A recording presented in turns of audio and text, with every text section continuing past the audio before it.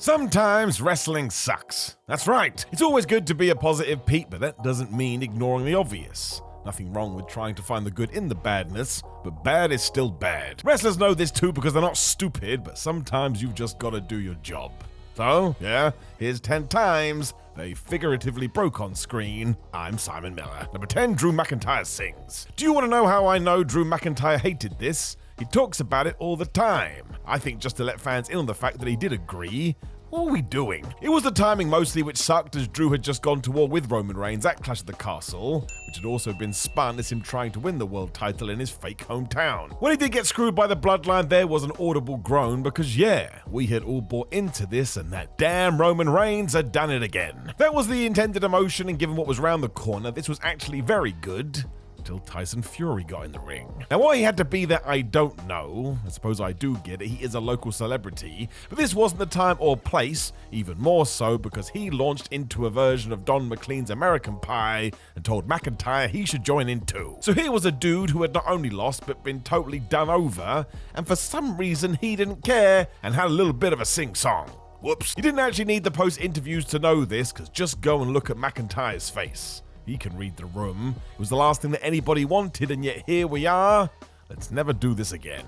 Number 9, Paige's one regret. This happened at StarCast 5 when the questions got a little bit out of hand. It happens. People did want to ask Paige about the Survivor Series 2015 feud though, when she was ready to face Charlotte Flair for the Divas title. As it is WWE on the Raw beforehand, we had a contract signing to boot. Because there always has to be some madness in wrestling, after Charlotte had said she will fight every single day, the now Saraya responded with, "Your little baby brother, he didn't have much fight in him, did he?" Not such a controversial line until you learn that Reed Flair passed away in 2013.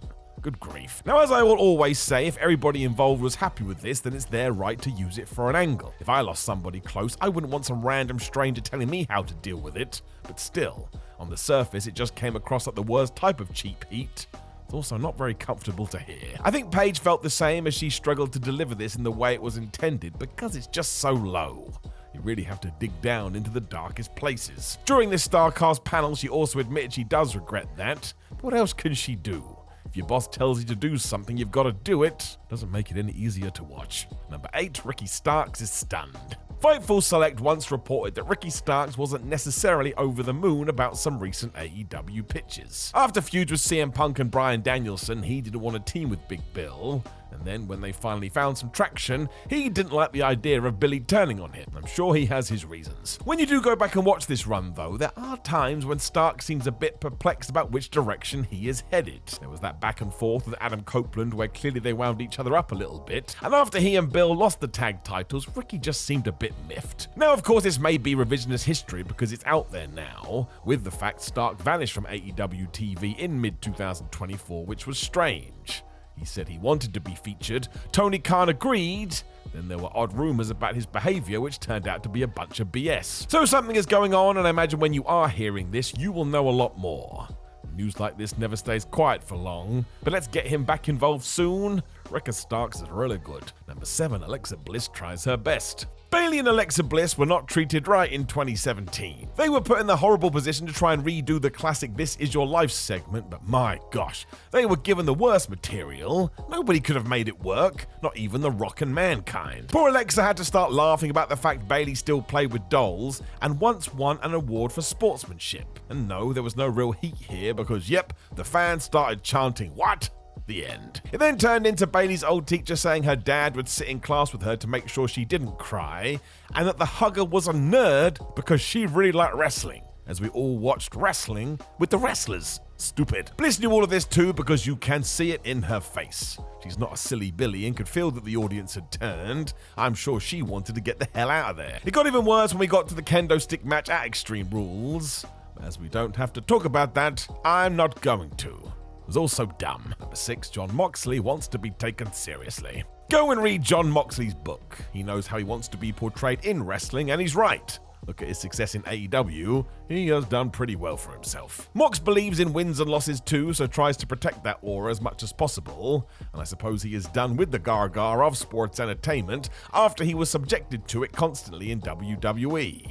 They did pigeonhole him in that area. It's no shock he doesn't want to go back. At All Out 2020, he was also scheduled to tangle with MJF, meaning on the Dynamite before we had a build to that match, and yep, Moxie fell out with Max's lawyer Mark Sterling, who was trying to stop him using the paradigm shift. Because it is wrestling, they had a match and John murdered him when he got attacked by Friedman, who beat him to a bloody pulp. The idea was that MJF should be feared. Mox, however, just isn't into this stuff, so when he was fighting the so-called lawyer, he turned to the camera and actually said, "This is terrible, terrible television." I don't think he was having a good time. Now, this did make me laugh out loud, and bless this man, he is just honest to a fault. Number 5, Drew McIntyre hates rematches. In late 2021, the WWE was in such a weird place. Everything seemed to be done by halves and there wasn't a set direction. We even started doing all the rematches even after saying there would be no more title rematches. Don't worry about the maths, it will hurt your brain. It also meant we snuck in the old can they coexist storylines, including in October when Big E and Drew McIntyre were teamed up even though they were about to fight for the championship. How can they coexist? This then happened twice for no reason throughout that month. It was so similar, it was as if Vince McMahon just forgot. Maybe he did. I think Drew was banging his head against the wall too, as what did he tweet out during all of this? Well, I'm a sucker for first-time matches. That's not an accident, my friends. He knew what he was doing, and he was right. All of this was so exhausting. Number 4, Moxley wants out. Go and listen to the Talk is Jericho John Moxley did after he joined AEW. The man just gets it all off his chest. This included the toxic atmosphere, the humiliating creative, the instruction to mock Roman Reigns when his close friend faced another battle with leukemia. And yes, I did say that. What on earth were we thinking? This wasn't new though, because it can be traced back to when he was still Dean Ambrose, and when WWE filmed an episode of Chronicle for the network, it all started to spill out. He could not contain his disappointment on that either, as he said in no uncertain terms, "I just want to grapple, or please, for the love of everything, stop getting me to do the dumb shit." By the end of the documentary, it's half work and half very real, as he reveals that he just wants to be himself. Otherwise, who knows what he's gonna do. The key line was most definitely, "I'm not going to read some script and play out some happy little fantasy," and boy did he mean it. When WWE tried to move him back into the same position, he did not resign, and he left. Cannot say this was a bad idea. He has been on an upward trend ever since. Number 3, Becky Lynch and Charlotte Flair are seething.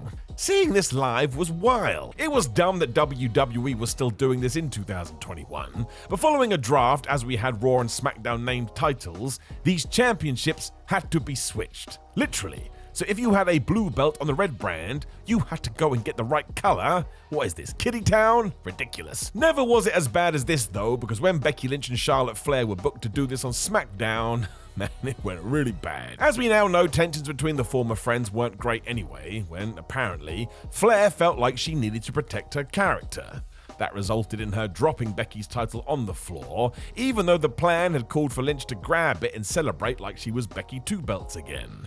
Oh no. You can see the rage on the man's face, and apparently they got into a screaming match afterwards. The C word was even said. And no, I don't mean clown. Charlotte has it written into her smile too, and all of it is just mad. This again was happening on live TV, 2 people falling out because the angle they had to do was so daft. It's really quite awkward as well. You can tell something is going really, really wrong. Number 2, Big E shoots. Big E is the best. He just is. Plus, he's a good human. It makes me happy to see his success. He was also a force in the New Day that garnered so much fan support, he went on to win the Money in the Bank briefcase and cashed that in to become the WWE champion.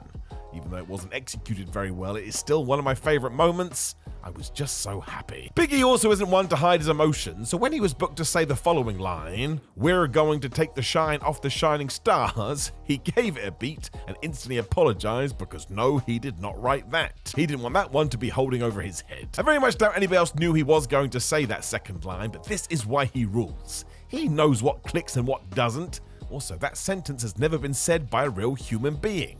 Nobody talks like that. He also looks a little bit perturbed, I think, because he wanted everyone to realize, please don't hold this against me. And he was right. Don't get wrestlers to say ridiculous things. Number 1, Steve Austin goes off. There is no confusing this one. Stone Cold just told us the truth. Or his truth anyway. He had already made it very clear that after suffering through a bunch of injuries, he wasn't best pleased with his use in 2002, especially as his WrestleMania opponent Scott Hall completely fell apart. It's not the right spot for the guy who had turned the WWF around. Friction between Austin and the company continued when he was asked to be on reality show Bite This. I suppose at the time it was more of a work-shoot TV production, and Steve took that to heart. He openly spoke his mind instead. The writing's pretty shitty.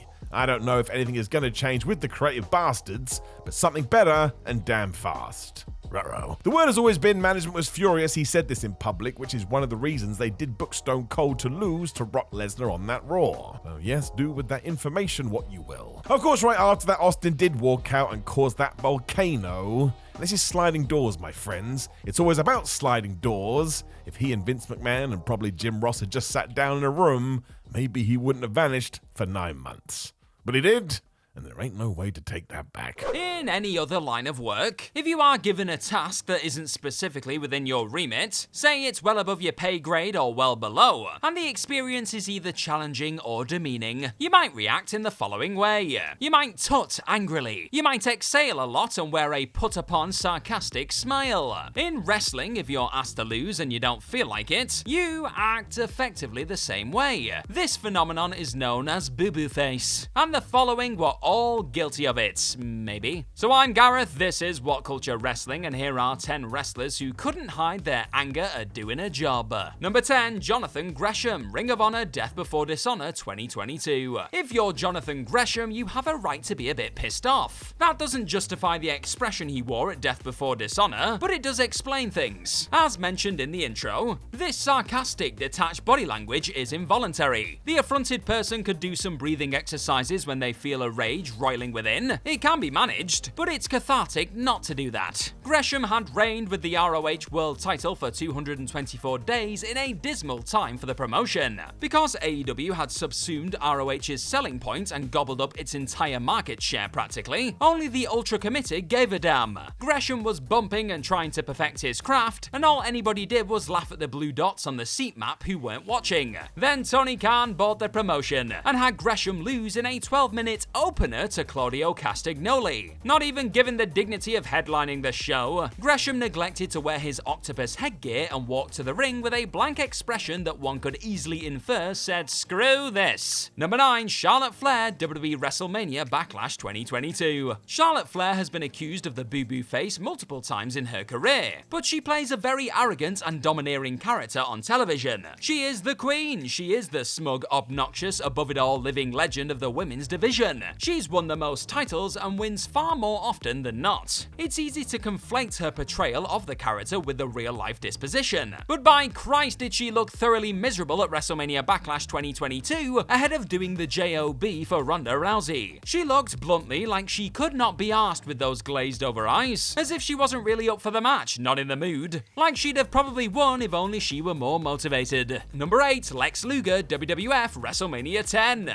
Lex Luger was given the mega push in 1993 and it did not pan out. Newer fans think Roman Reigns. Roman was the next John Cena when the other side of the fanbase had endured and grown to despise the original John Cena for a decade. Luger, with his Patriot gimmick, was the next Hulk Hogan when fans at the time had already grown tired of Hogan and his increasingly corny ways. At least Hogan could still make them believe he was in dire trouble simply by shaking sweat from his head like a recently bathed golden retriever. Luger celebrated a tedious and overlong count-out win over Yokozuna like he'd just won the Winged Eagle. Fans audibly preferred Bret Hart too, who they loved for his perfecting the craft, and the decision was made to make him the guy. He was coronated at WrestleMania 10, but not before Luger was given his storyline shot resulting from the Royal Rumble 1994 double elimination finish. Now Luger did have one of those faces, it must be said. He just looked like he wanted to get his night over with, when a newly crowned champion should never want it to end. Number 7, Jon Moxley, AEW Full Gear 2022. It should be stated that there is no way of knowing with 100% certainty that the performers in this list were doing boo-boo face at all. It's a big accusation, and they are hardly going to admit it after the fact, are they? Every entry here can only be inference, and a wrestler can give themselves a certain plausible deniability. They aren't doing boo-boo face, they're just putting on a mean mug with which to intimidate their opponent. Case in point, probably, you never can tell for sure, Jon Moxley at Full Gear 2022. Now, Moxley doesn't come out slapping hands hands with fans at the best of times. He looks like he's in a foul mood constantly, like he's ready to take it out on whichever hapless fool signed up to be his opponent that night. At Full Gear though, he looked less pissed off and more apathetic. As he made his entrance to defend and lose the AEW World title to MJF, he first had a chat with William Regal. He might as well have asked Regal if he had scouted any decent coffee places for the morning on TripAdvisor. He did perk up somewhat when entering the arena proper, but there was a tone of sarcasm to his body language, as if he'd have walked it were it not for Regal's turn at the finish. Number 6, AJ Styles, WWE Night of Champions 2023. Consider this an exercise in contrasts. Sometimes boo-boo face is hard to detect, and indeed is easy to project onto a performer. You can't tell for certain if something is wrong, but something is definitely not altogether right. Is everything altogether right with the AJ Styles WWE relationship in 2023?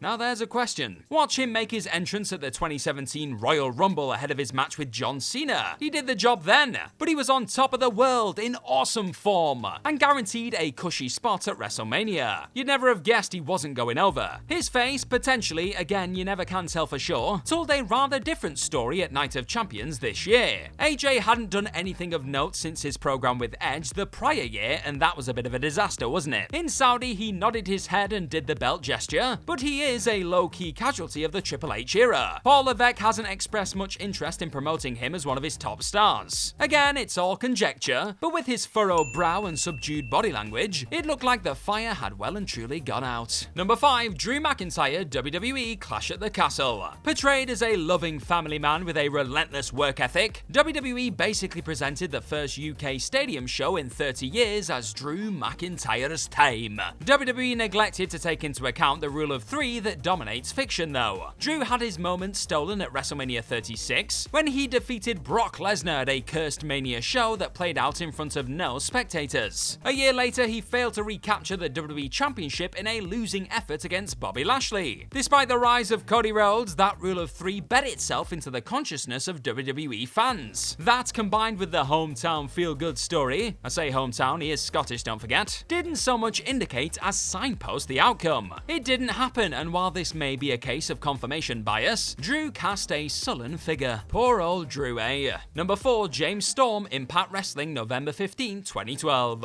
Eric Bischoff promulgated this one on his 83 Weeks podcast. According to Bish, James Storm's boo-boo face was so frequent and so obvious that it became a running joke within the company. If he was to win, and Bischoff is a tedious bad faith actor, but this is a cracking turn of phrase, Storm would sprint to the ring as if he were on fire. He was otherwise the master of the boo-boo face. Now, Storm played a gruff figure at the best of times. He actually wore the would rather be anybody else face when he was scheduled to go over. On other occasions, he drank beers and slapped hands on the way to the ring, like he was every babyface in the 1980s with coiffed hair. Ahead of one of several matches with former beer money partner Bobby Roode in 2012, he lived down to his reputation. Seemingly in no mood to do the job, he might have simply been setting the tone of a grudge match he took with the utmost seriousness. But he looked equally agitated. Sorry about your damn loss. Number 3, Tori, WWF WrestleMania 15. Sable was the heel technically in her storyline with Tori heading into WrestleMania 15. It was a bit weird, but it was Vince Russo's creative, so you get what you get. Basically, Tori had arrived as a stalker figure with no awareness nor respect of her hero's boundaries. Sable had made it expressly clear that she wanted no part of the advances made towards her. Tori, obsessed, did not listen until Sable gave her a Sable bomb, setting up the women's title match at the Big Show.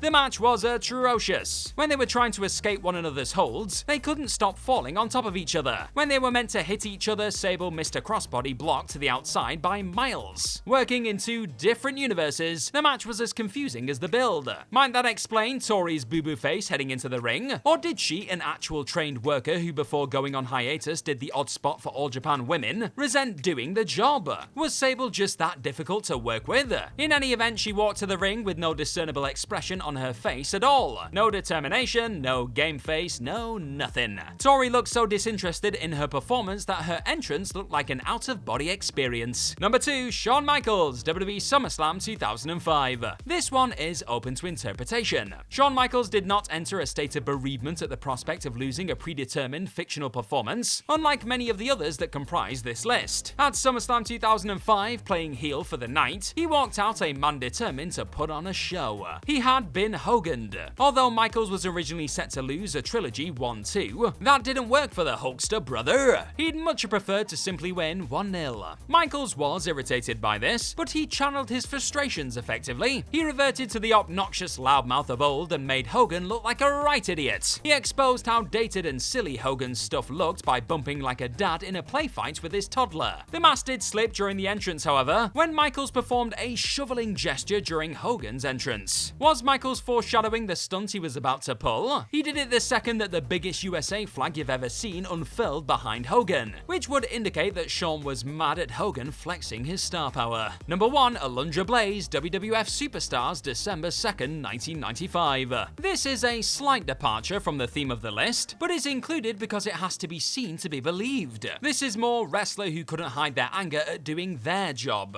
On the episode of WWF Superstars taped on November 21st, 1995, Alundra Blaze defended the WWF Women's title against Lioness Asuka. If you were a gambler, you'd have put the house on Blaze doing the job. Alundra makes her entrance and holds up the belt. She then looks backwards towards Gorilla, perhaps making sure that she definitely hits her cue, but looks so thoroughly despondent that she's almost asking if she has to make her entrance. The match is generic and shockingly Blaze actually wins with a bridging suplex. She looks crushed at the notion of defeating a fierce competitor cleanly. You cannot believe she's won, frankly, watching it back. She looks like she's been on hold with customer service for 40 minutes. This was her last match with the WWF. She was released from her contract with the WWF citing budget cuts in December, and judging from this performance, she must have sensed something was up. It's just one of those days where you don't want to wake up. Everything is well, we have to stop there.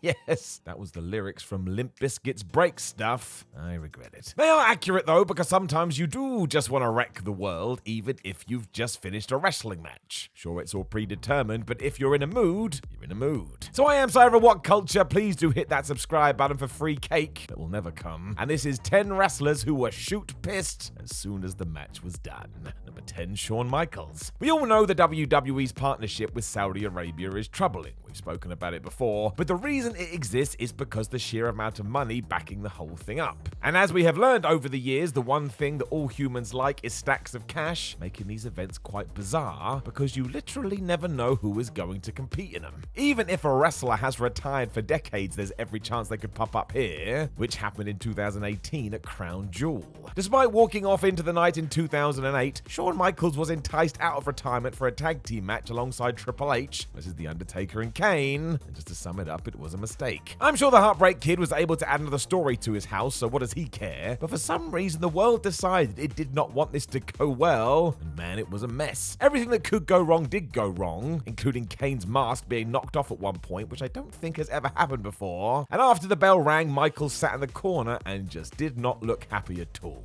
He knew. How could he not? They all know. He even mouthed to Triple H that we're too old for this shit. But honestly, when this took place, it just seemed destined for disaster. It was not meant to be. Number 9, The Undertaker. This one is like you being at work and someone comes storming into your office and just throws a cup of hot coffee over your lap. Then they scream in your face. You're probably just going to want to go home. We go back to Saudi Arabia again, which surely is trying to send us a message, because at Crown Jewel 2019, The Undertaker and Goldberg were booked in a dream match. I still say I don't think this ever was a dream match, but meh, whatever, mark it in. As already mentioned, these premium live events have to be stacked with stars of yesteryear, so we ended up here, and well, it did not go smoothly. From the first second, it was just so damn dangerous, with Bill busting himself open almost instantly. And when he went to hit the jackhammer on the dead man, my word, I think we all freaked out thinking he was dead. He landed right on his head. After Taker sat up, you could see on his face that he was raging. And given that he then proceeded to dump Goldberg on his skull after the fact, both wrestlers looked like they were ready to burst. This was such a miss, even they both came out and said, whoops. And honestly,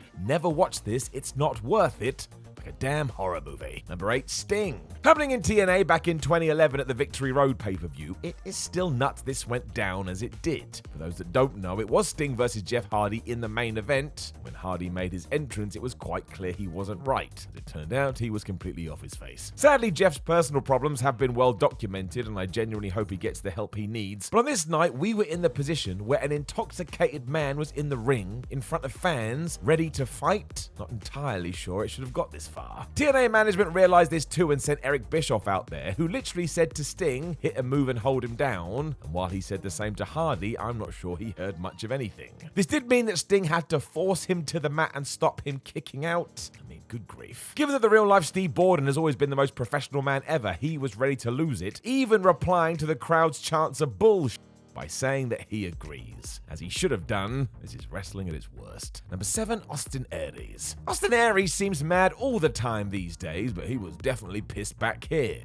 We go to TNA once more, or Impact as they were in 2018, in the Bound for Glory event, where AA was all set to take on Johnny Impact for the world title. That all happened as expected, but as soon as Johnny hit his finish and won, Aries dusted himself off, stood up, and stormed away. There wasn't even an attempt to sell the thing, and fans assumed this was done as an outside-the-box way to build interest in a rematch. Maybe that was true, but given we never got it and Aries is still kind of annoyed about it all, I suppose he just lost it and threw a mini tantrum. It's the worst decision because it takes what wrestling is and throws it out the window, but I suppose this one is out there for you to make your own mind up. He certainly does look mad to me, though. He wanted to be the champ. Number 6, Caitlyn. Wrestling is hard. It's important to underline that when we talk about what we're going to talk about, because you can't just wave a magic wand and be good at it. That's ridiculous. So when Maxine and Caitlyn had a match in October 2010 during an NXT, when it was still some sort of weird reality show, everything went bad. Clearly both women needed some extra time training, and at one point an atomic drop turned into an accidental spear. It just was not clicking.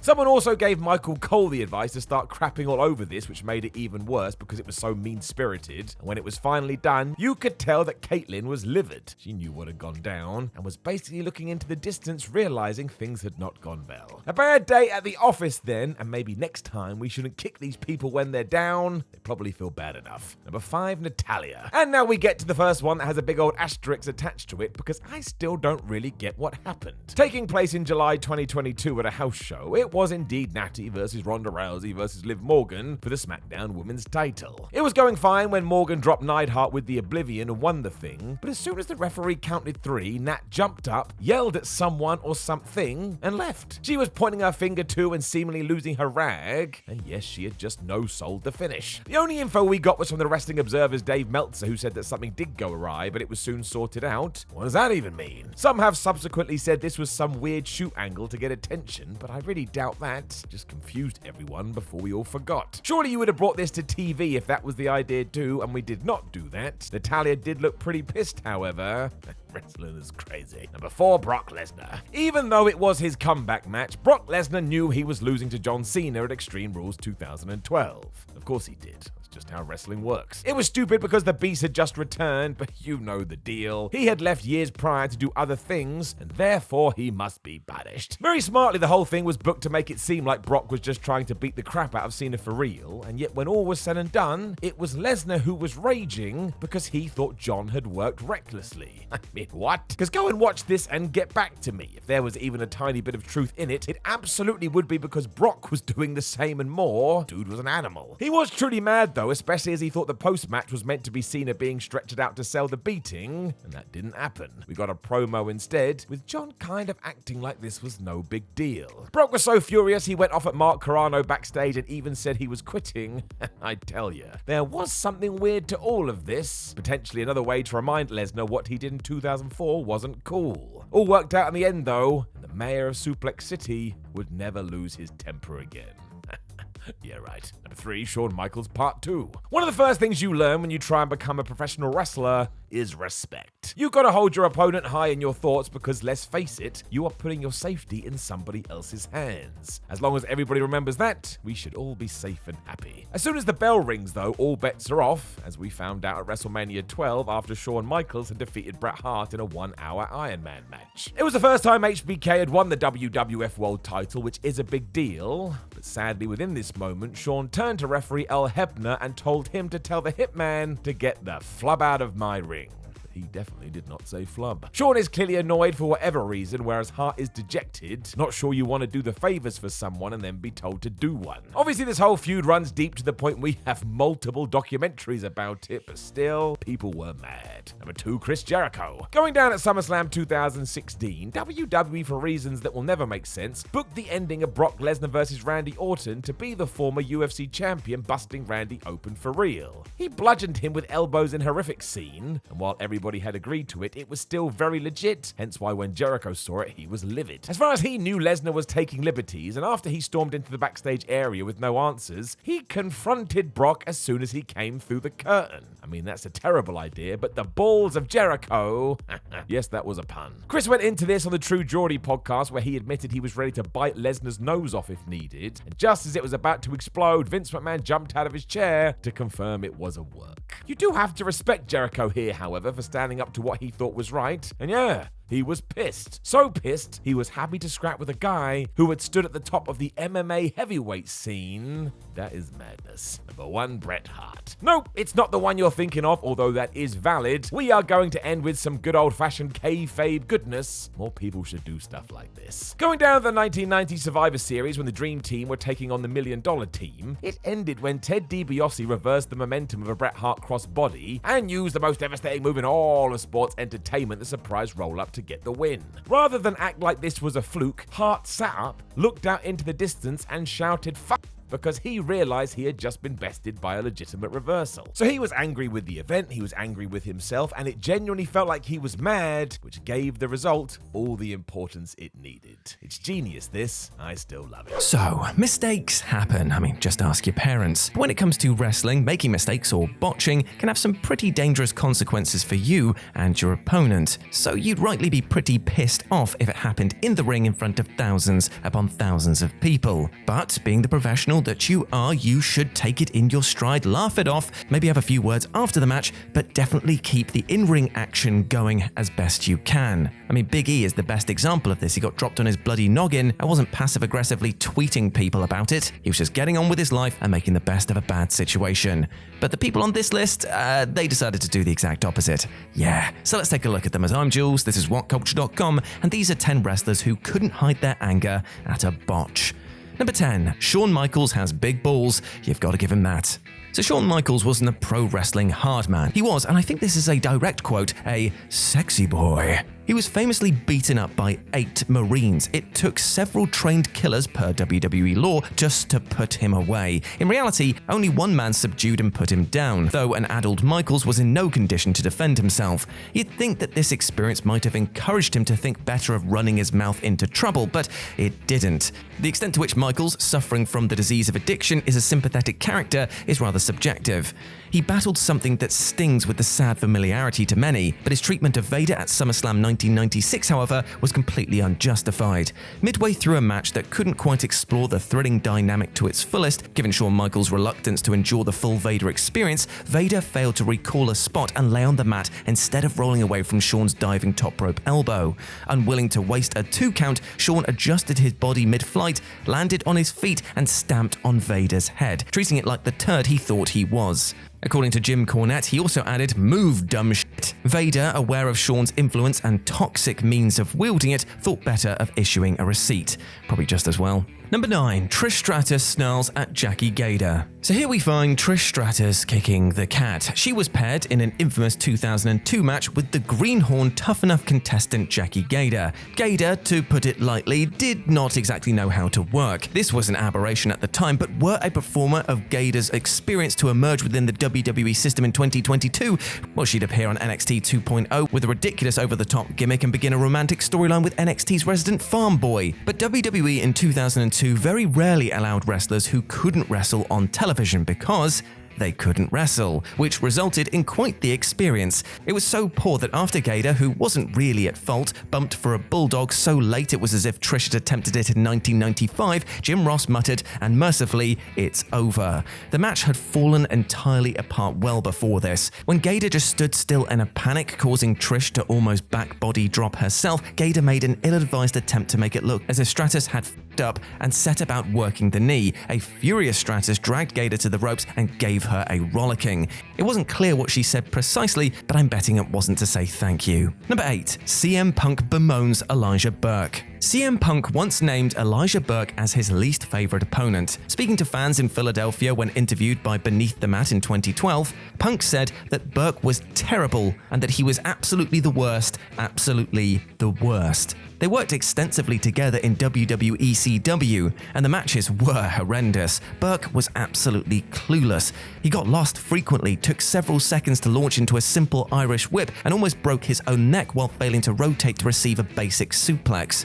And that was just in one match. In addition to a further pay-per-view match at Judgment Day, which is a sloppy overlong bore, Punk and Burke worked together on another TV bout that likely dimmed Punk's view of his opponent even more. As Punk lay selling on the mat on his side, Burke lunged into him full force and nailed him in the back with a forearm. It was a completely over-the-top impact, but was a basic strike in a heat sequence. He clattered into Punk's spine so clumsily that Punk, with his trademark personality, just couldn't or wouldn't disguise the effects of the spot, which, let's be face it, is antithetical to what wrestling should be. It didn't look good and it hurt for real. Wow, that hurt, Punk exclaimed, burying his fury under layers of sarcasm. Number 7. Rico berates Jeff Hardy. Now, recent disclosure has slammed Jeff Hardy's lack of professionalism stemming from his perspective on his bizarre exit from WWE in 2021. Should he have finished the match? Should WWE have ran the umpteenth version of Jeff has had his trouble storyline during a COVID pandemic? Would WWE have willingly allowed Jeff to leave had he asked? Well, former WWE co-president George Barrios revealed during the 2019 Needham conference that WWE wasn't trying to lock anybody up and that both parties could terminate agreements in pretty short order. Neville's contract was frozen at the time, and WWE generally no-sold George's work like the great Antonio. Regardless, Jeff is a bit of a risk, which he underscored at Survivor Series 2002. Here he was off throughout the 6-man elimination tables match, which was otherwise a pretty fun affair, being chaotic in all of the right ways, but not so in its most infamous moment. When Rico hovered by the top turnbuckle awaiting Jeff to remove him from it, he had little choice but to scream his frustrations, knowing that he could hardly whisper the spot in his ear. Rico screamed, "Come on, Jeff, goddammit!" which woke Jeff up from his stupor. Number 6. Eddie Guerrero ponders aloud where his wife is. "Vicky, where art thou, my love?" Well, it wasn't quite as polite as that. At SummerSlam 2005, Eddie Guerrero and Rey Mysterio fought for custody of Dominic. It was a preposterous premise that followed a preposterous storyline that would not be as fondly remembered as it is, if the principals involved were not pro wrestling royalty, even if the two legends could never replicate their barnstorming WCW chemistry in a WWE ring. It was impossible for them to not have a very good match, but as a result of ill-fitting masks and inexperienced ringside seconds, they didn't work a true classic. The match at SummerSlam, which bloody hell knows what social services would have thought of, went on a bit long and the ladder, well, didn't cooperate at times. And it's memorable only for its most infamous of botches, in which Eddie turns the airwaves blue in a state of abject fury. He seemed to want out of the arrangement, perhaps as a result of Dom's failure to improve much beyond a very auspicious start against Seth Rollins at SummerSlam 2020. Sick burn, mate. And so when Vicky failed to make her cue and topple him from the ladder, he screamed, "Where the f*** was Vicky?" very loudly after he had to improvise the fall with Rey. Number 5. The Undertaker gets pissed at Goldberg. Remember last year when Goldberg kept weirdly insisting that he was literally going to kill Bobby Lashley in Saudi Arabia? Because you know what? Bill had already done this to The Undertaker at Super Showdown in 2019. He didn't actually try to kill Taker, obviously. He was just useless and dangerous in the ring, because he was fractions away from breaking Taker's neck when, after knocking himself loopy earlier in the match, he wobbled when delivering the jackhammer, accidentally inventing an All-Japan super finisher, but one delivered through the lens of Nia Jax. The match was a complete disaster. Goldberg was so out of it that he couldn't make the tombstone correctly.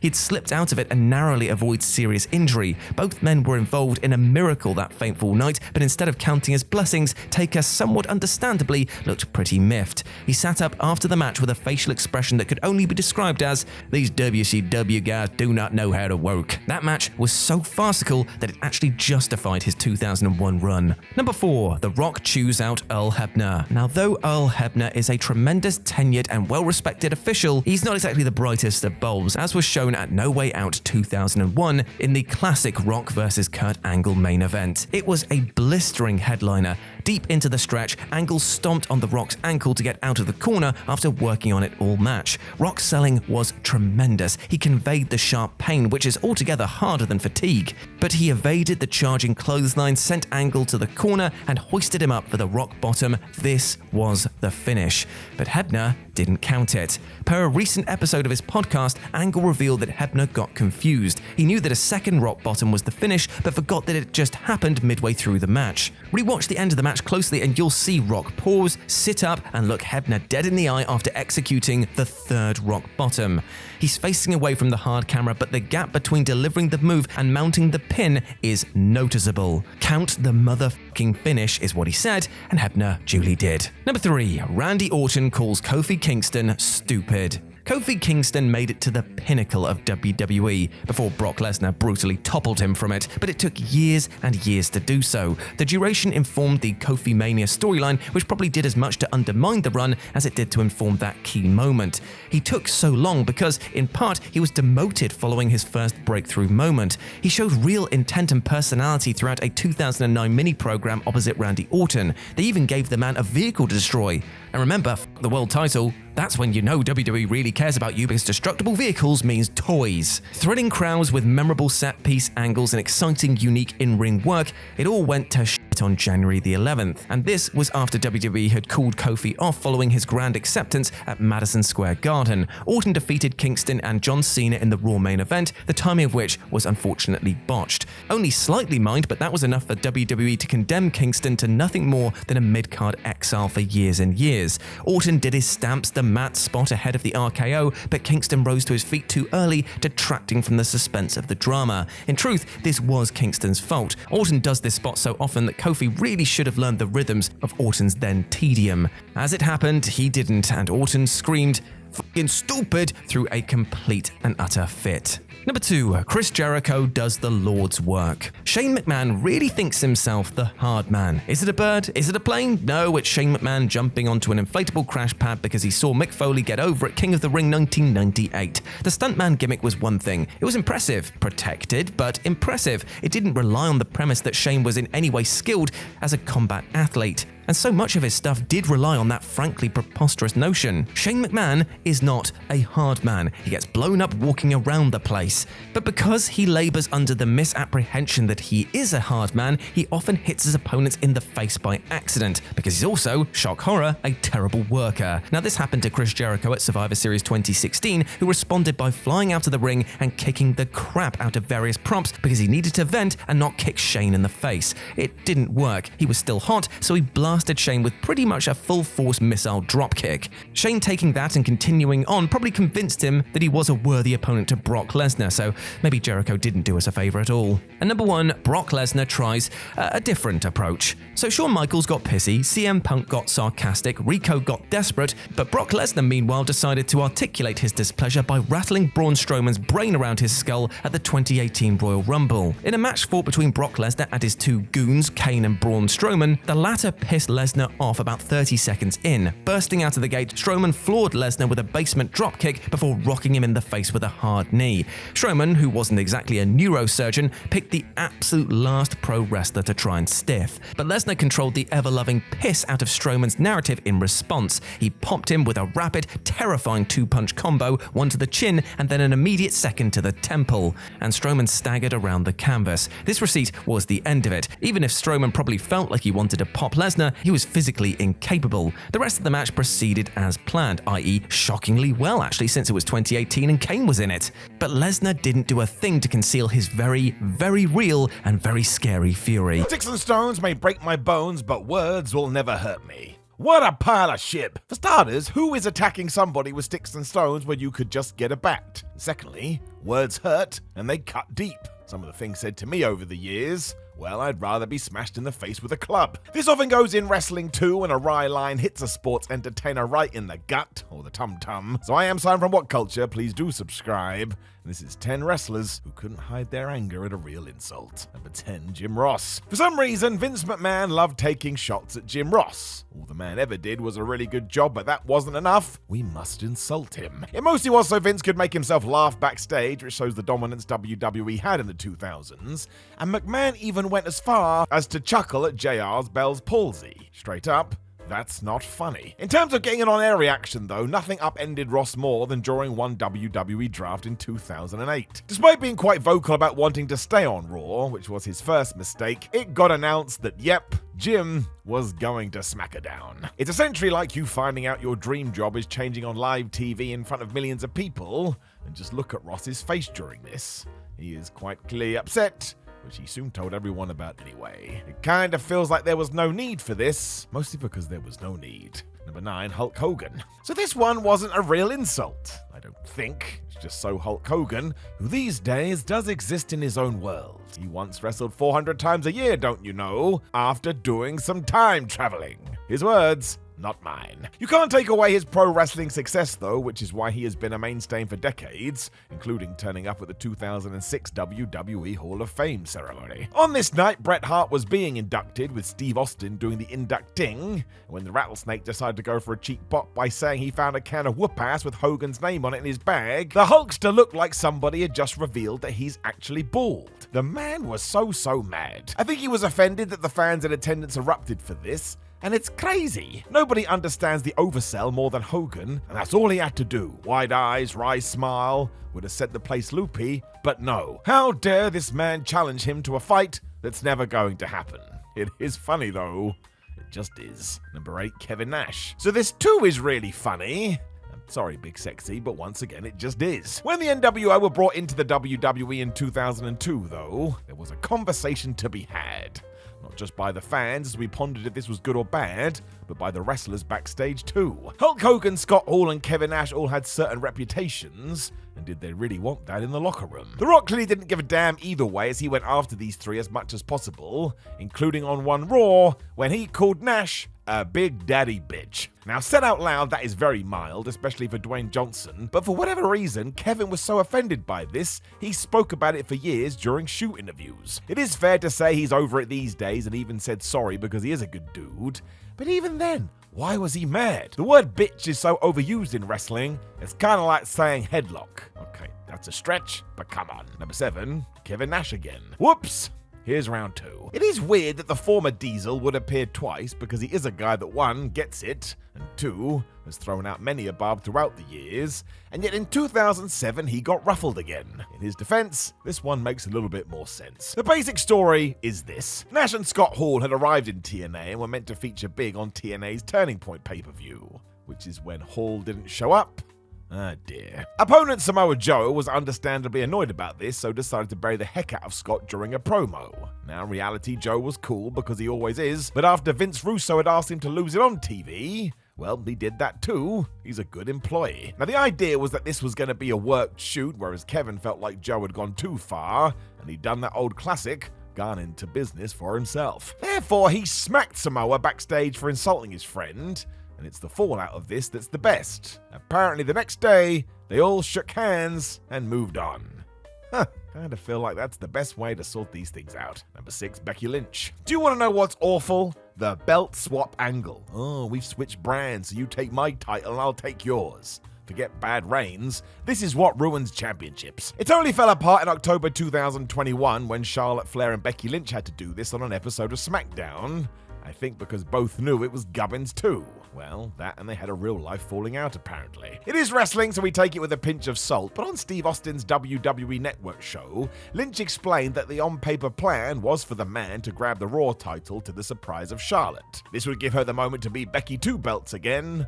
A nice tease for the future and the past. She would then throw the title to then GM Sonya Deville, who would give it to Flair, who was then allowed to run Lynch down. So there you go, everybody wins. Clearly the Queen didn't see it this way, because before we even got to round 1, she just dropped the thing on the floor, meaning the rest of the segment was done for. Becky has even admitted she thought something like this was gonna go down. You can also see the look on her face because she is super pissed about it. And then when she went backstage, she lost it. Again, maybe she did and maybe she didn't. But that growl, man. If it's acting, somebody give her an award. I will warn you if you do decide to watch this though, it is the most awkward thing ever. Number 5, CM Punk. I mean, we can't ignore this one, but yeah, it is a little bit exhausting now, isn't it? It does have a fascinating edge to it, however, because when CM Punk had his promo off with Hangman Adam Page before Double or Nothing 2022, nobody thought anything of it. I know I didn't. It was just a good exchange between two pros. It then blew off the handle when after the fact Punk returned to TV and called out Page in an unplanned segment.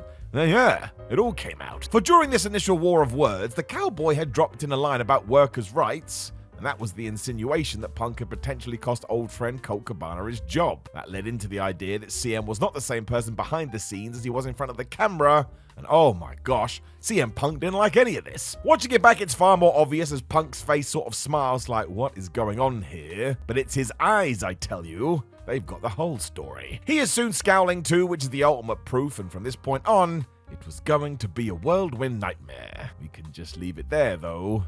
We all know the rest. Number 4, The Undertaker. When Chris Jericho arrived in the WWE in 1999, he wanted to go straight to the top.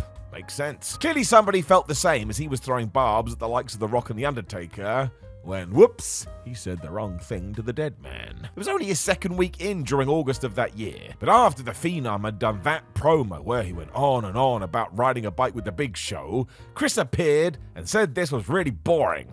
I mean, he wasn't wrong. I still don't know what he's going on about. He also called the pair slugs, and yeah, Taker was pissed. It put Jericho in the doghouse right away, a position he had to really work hard to pull himself out of. The best part, though, is the Undertaker's face in the ring.